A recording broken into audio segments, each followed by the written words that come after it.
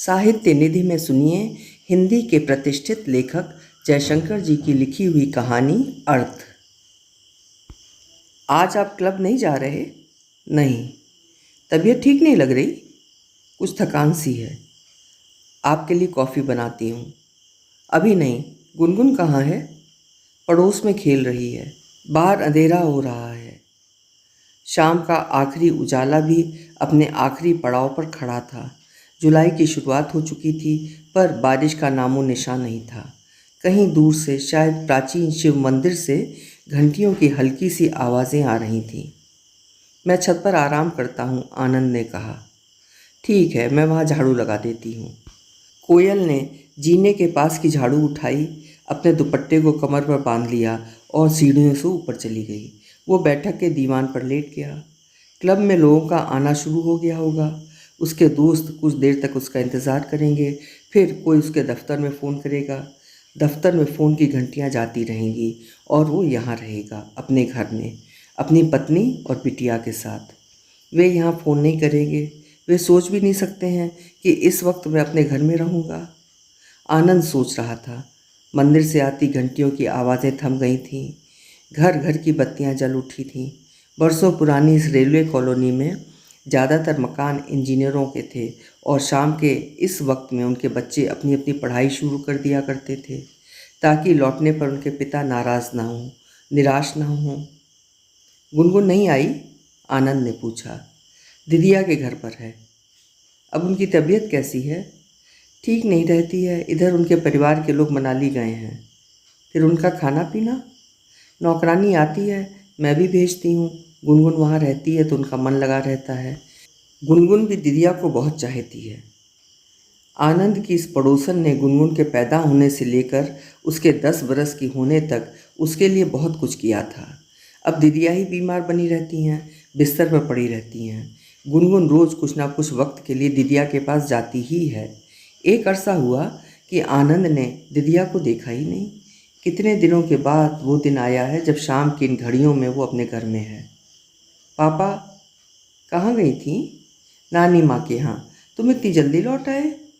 मैं कब से तुम्हारा रास्ता देख रहा हूँ। अम्मा कहाँ हैं? छत पर गई हैं। क्यों? यहाँ बहुत गर्मी है, मैं वहाँ आराम करूँगा। तबीयत ठीक नहीं है? थक गया हूँ बेटा। मैं भी वहीं पढ़ूँगी। यहाँ का बल्ब फ्यूज़ हो गया है, सीढ़ियों से माँ ने कहा। मैं अपना टेबल लैंप ले आती हूँ। ऊपर पापा के दोस्त आएंगे। मेरा कोई दोस्त नहीं आ रहा है, आनंद ने कहा। ठीक है, पर गुनगुन नीचे ही पढ़ेगी। कल उसका टेस्ट है, मुझे उसे थोड़ा बहुत बताना भी पड़ता है। अम्मा, कल मॉरल साइंस का टेस्ट है, उसके लिए ज़्यादा तैयारी नहीं लगती। तुम्हें इस विषय को सीरियसली लेना चाहिए। तुम्हारा ही स्कूल है जहाँ इसके लिए अलग टीचर है। मैं पापा को परेशान नहीं करूँगी। गुनगुन, तुम यहीं पढ़ोगी। आनंद समझ गया कोयल सोच रही है कि वो छत पर पीने के लिए जा रहा है और इसीलिए वो गुनगुन को रोक रही है। उसका ऐसा सोचना स्वाभाविक ही था। वो पिछले कितने ही बरसों से अपनी शामें क्लबों, रेस्तराओं और दोस्तों के घर पर बिताता आया है। नशे में घर लौटता रहा है। 5 बरसों से भी ज़्यादा दिनों का ये सिलसिला जुलाई के आखिरी दिनों की किसी शाम एकाएक टूट भी सकता है, ऐसा कौन सोच सकता है। खुद आनंद ने ही पिछले 1 घंटे में 7-8 बार टब जाने की लालसा को अपने भीतर टटोला है। कोयल अपने साथ छोटी सी सुराही कांच का गिलास लिए हुए सीढ़ियां चढ़ने लगी। आनंद जब छत पर पहुंचा तब कोयल ने कहा, आपका पीना हो जाएगा, तब हम दोनों ही यहाँ आएंगे। मैं कहाँ पी रहा हूँ? सॉरी, मुझे लगा कि आप छत पर इसीलिए जा रहे हैं। कोई बात नहीं। गुनगुन 10 की हो रही है। मैं नहीं चाहती कि वो आपके बारे में कुछ भी गलत सोचे। बहुत दिनों के बाद आनंद टेरेस पर आया। मुंडेर पर रखे हुए गमलों पर अभी अभी लगाए गए बल्ब का उजाला गिर रहा था। पलंग पर आसमानी रंग की चादर थी जिसके चारों कोनों पर कसीदाकारी थी। तिपाई पर एक छोटा सा ट्रांजिस्टर, अखबार और पत्रिका थी और वहीं पड़ोस के एक स्टूल पर छोटी सी सुराही और गिलास। पापा, तुमको एक कविता सुनाती हूँ। पिता की इच्छा अनिच्छा को बिना जाने गुनगुन ने कविता सुनाना शुरू कर दिया। 19वीं सदी का कोई ब्रितानी कवि रह रहा होगा जो इंग्लैंड के बसंत को, वहाँ के बसंत के अपने सुख को याद कर रहा था। वो शायद इंग्लैंड से बाहर किसी दूसरे देश में रह रहा होगा। उसके बचपन के अपने परिवेश के पेड़ और परिंदे उससे अलग हो गए होंगे। उसे लगा कि हर आदमी का अपना कितना कुछ छूट जाता है, छूटता चला जाता है। वो कविता सुनाती हुई गुनगुन के गाल पर पड़े हुए बर्थ मार्क को देख रहा था। गुनगुन बड़ी हो रही थी। गुनगुन का चेहरा कुछ और सुंदर और सांवला होता जा रहा था।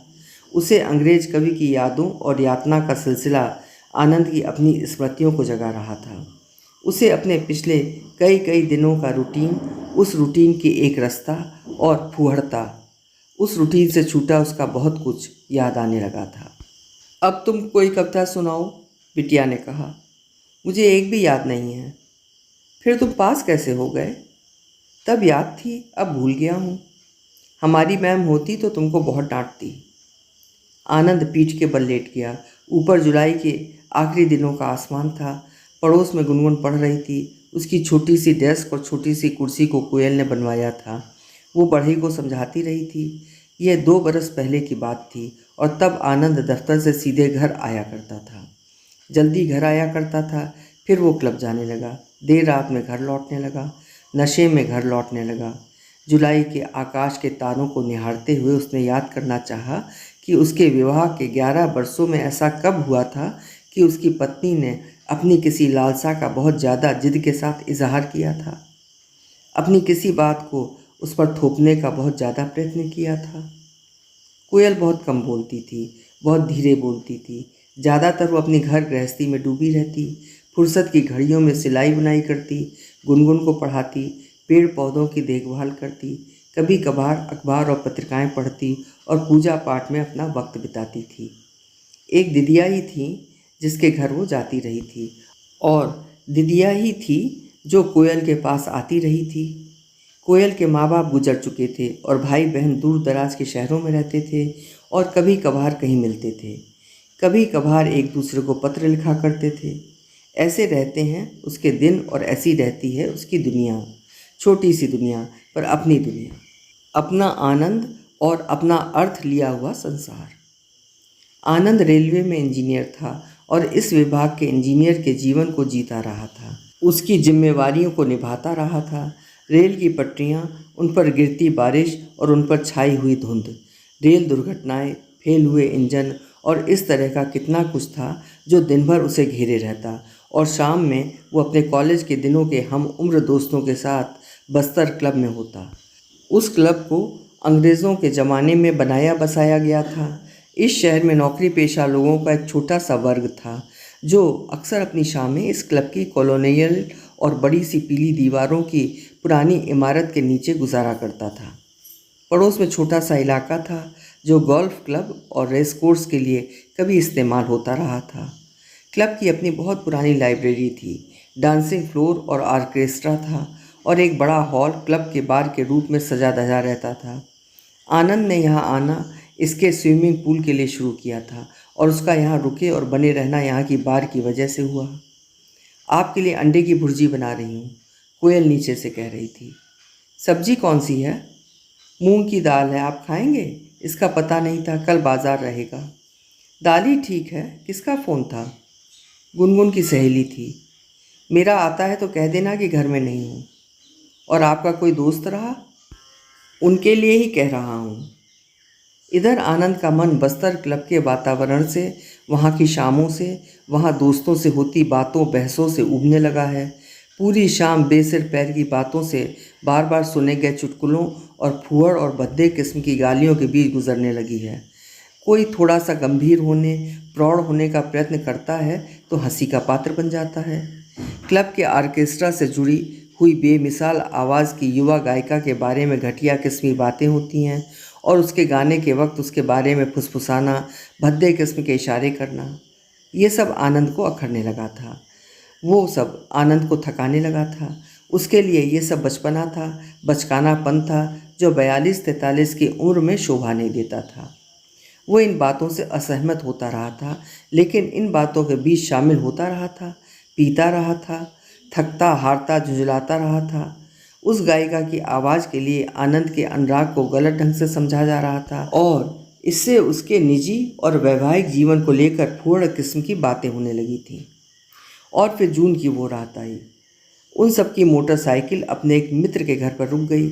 आनंद नहीं जा रहा था, उसे ज़बरदस्ती रोका गया और उस रात वहाँ देखी जा रही ब्लू फिल्म के कुछ ही दृश्यों को कुछ क्षणों तक देखते हुए ही आनंद के भीतर ये सवाल सुलगने लगा था कि वो ये सब क्या देख रहा है, वो ये क्या कर रहा है, इतने दिनों से वो किस तरह का जीवन जीता रहा है। उस रात से अपने लिए अपने बारे में एक किस्म की शिकायत, तकलीफ़ और हताशा आनंद के मन में पलने पकने लगी थी।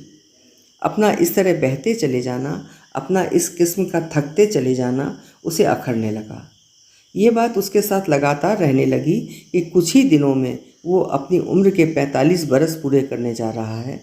वो 10 बरस की लड़की का पिता है और उसने एक वक्त में अपना लंबा समय इसी क्लब की लाइब्रेरी के कुछ असाधारण किताबों के बीच में बिताया था। तुम इधर गुमसुम बने रहते हो, क्लब में एक मित्र ने कहा। तबीयत ठीक नहीं है, आनंद सकपकाया। किसी डॉक्टर से चेक क्यों नहीं कराते? दोस्त ने कहा। उतनी तकलीफ़ नहीं है। तुम्हारा इस तरह मनहूस बने रहना हमारा भी मूड खराब कर देता है, एक और दोस्त बोला। आजकल चढ़ भी नहीं रही है, पहला हंसते हुए बोला। ठीक है, मैं यहाँ से चला जाता हूँ। हमारा ये मतलब नहीं था यार। उसी वक्त आनंद क्लब के सामने की बजरी की सड़क से क्लब के गेट तक लगभग दौड़ता हुआ आया था। एक दोस्त और कुछ और दोस्तों की आवाज़ें उसका पीछा करती रहीं। गेट के सामने अमलतास के पेड़ के नीचे के अंधेरे उजाले में उसने अपने भीतर उसी अवसाद, उसी अभाव को जगते हुए महसूस किया जिसके साथ ब्लू फिल्म की उस रात से वो रहने लगा था। उसके लिए अपने मन के उन व्याकुल स्थलों पर उंगली रख पाना मुश्किल होता जा रहा था, जहाँ इधर की पीड़ा का प्रदेश बसता था, जहाँ से संताप की ये सुरंग शुरू होती थी। ऐसा अक्सर हमारी देह के साथ होता है। डॉक्टर के हाथ हमारे दर्द के स्रोत को टटोलना शुरू करते हैं। उनका हाथ हमारी देह के उस क्षेत्र को दबाते हुए बढ़ता रहता है और उस जगह जाकर रुक जाता है जहाँ अपनी पीड़ा की उपस्थिति को हम व्यक्त करते हैं। इन दोनों ऐसा ही कुछ आनंद के मन के साथ घट रहा था। उसके मन में टीस उठ रही थी और वो जानना चाह रहा था कि वो टीस कहाँ से उठ रही थी, क्यों उठ रही थी। उस शाम के बाद से वो क्लब नहीं गया। दूसरे दिन की पूरी शाम उसने शहर के पुराने तालाब के किनारे बसे काली मंदिर के सामने ही उस बेंच पर गुजारी जहाँ वो अपने किशोर दिनों में अपनी माँ के साथ बैठा रहता था। तुम गिन्नी को रोज़ पढ़ाती हो? कोशिश करती हूँ। पत्नी छत पर आ गई थी। गुनगुन के लिए बहुत अच्छा है, मेरे लिए भी, कोयल ने मुस्कुराते हुए कहा। क्यों? आनंद ने करवट लेते हुए कहा। मैं औसत छात्र रही थी, अब पढ़ना हो रहा है। ऐसा सबके साथ होता है। मैं घर में बड़ी थी, मुझे माँ के साथ काम में हाथ बटाना पड़ता था। तुम अब भी घर के कामों में ही लगी रहती हो। मुझे यही अच्छा लगता है। कभी बाहर जाने का मन नहीं होता? बाहर? कोयल चौंक गई। आनंद को लगा कि उसकी पत्नी बाहर को किसी ऊंचे, बहुत ऊंचे पहाड़ सा या किसी दूर दूर तक फैले हुए समुद्र सा जान रही थी। तभी कोयल ने भी याद किया कि पिछले कितने ही दिनों से वो पड़ोस की दीदिया के घर के अलावा कहीं नहीं गई है। आखिर बार वो कॉलोनी के एकदम सामने खड़े कार्निवाल ग्राउंड में गई थी, जहाँ पर बंगाल का एक बूढ़ा जादूगर अपने कारनामे दिखा रहा था। ये बात भी होली के आसपास की है और उस शाम को बीते हुए भी 4 महीने हो रहे हैं। मैंने यहाँ का काली मंदिर नहीं देखा है, बहुत दूर है, कभी आपके साथ चलूँगी। कल शाम को ही चलेंगे? मैं वहाँ अम्मा के साथ जाता था, मैं कल वहीं गया था। क्या क्लब कल भी बंद रहेगा? पत्नी ने पूछा। क्लब आज भी खुला है। उनके बीच क्लब शब्द का आना था कि आनंद को क्लब का ख्याल आ गया। इस वक्त ऑर्केस्ट्रा अपनी आखिरी धुनें बजा रहा होगा।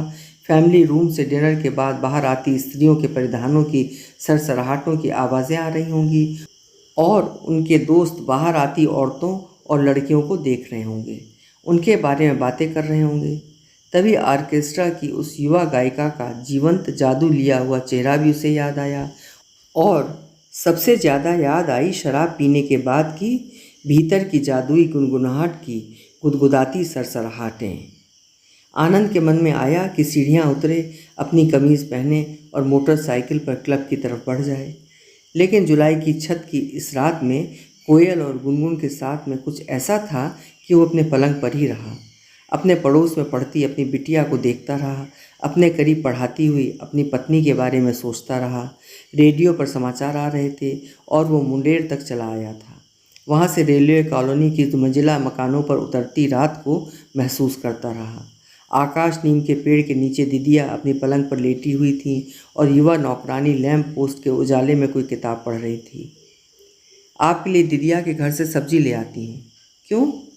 मूंग की दाल है, इतनी गर्मी में अंडे की भुर्जी रात में खाना ठीक नहीं रहेगा।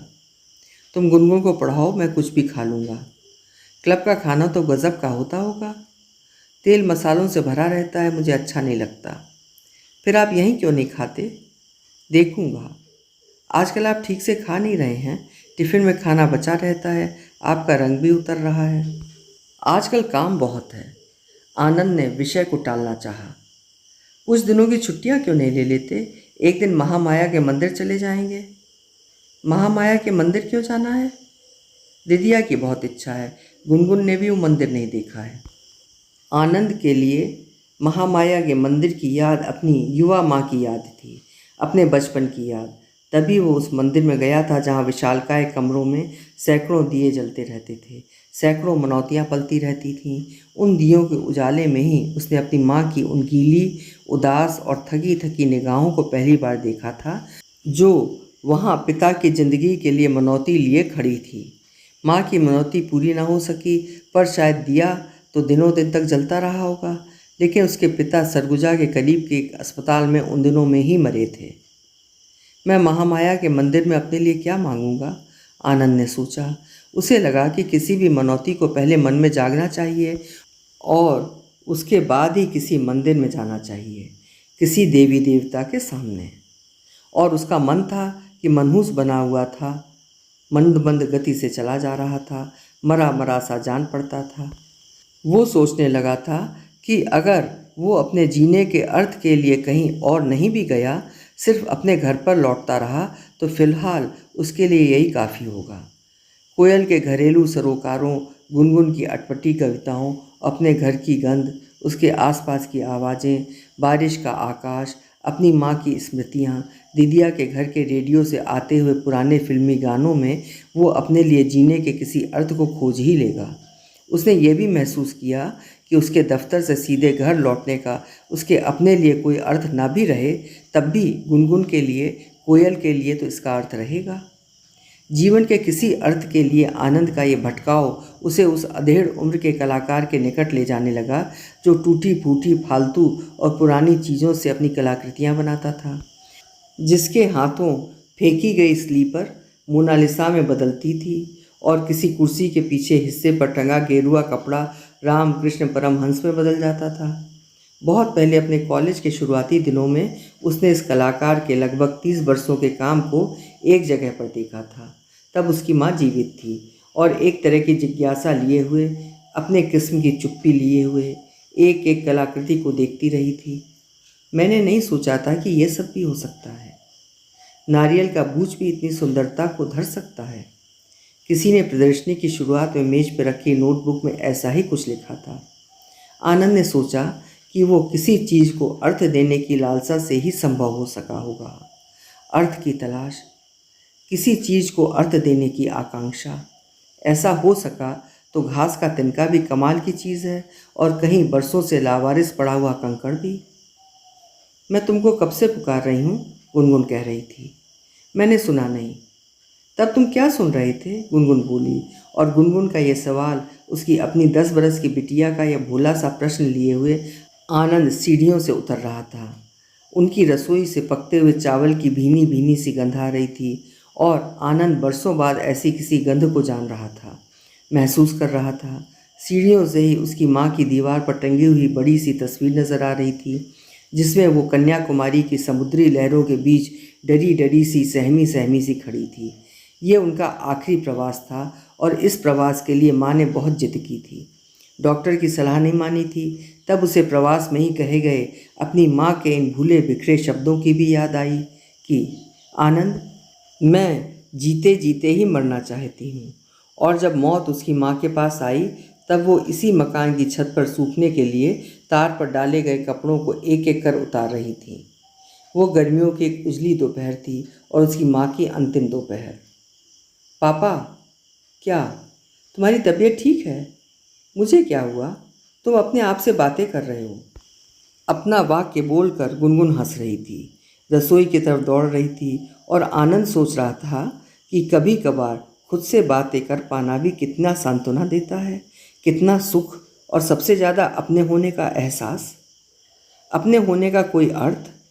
बहुत दिनों के बाद वो अपने घर की डाइनिंग टेबल के करीब था, अपनी बिटिया और उसकी खुशियों और इच्छाओं के करीब। बाहर जुलाई की बारिशहीन रात थी। अभी आप सुन रहे थे लेखक जयशंकर जी की लिखी हुई कहानी अर्थ।